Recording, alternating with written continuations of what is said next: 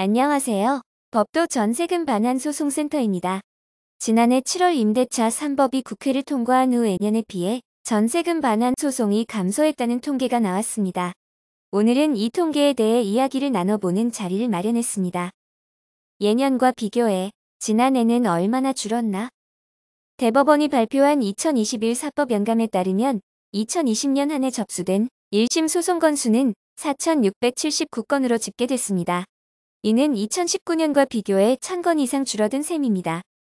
사실 지난해를 제외하면 전세금 반환 소송은 해마다 꾸준히 증가하는 추세였습니다.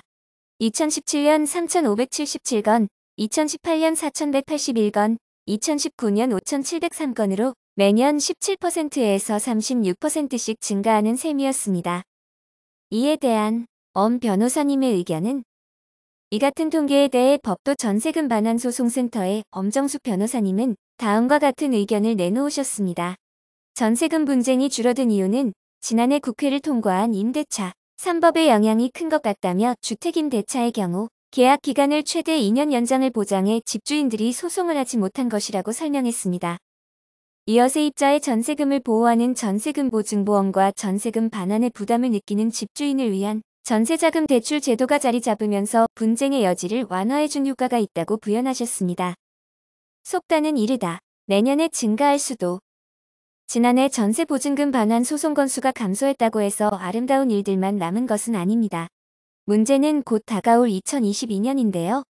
엄 변호사님은 전세금 분쟁은 주로 계약 만료 시에 일어난다라며 임대차 3법으로 인해 미뤄진 계약 만료가 다가오는 2022년에는 다시 전세금 반환 소송이 늘어날 것으로 보인다고 전망했습니다.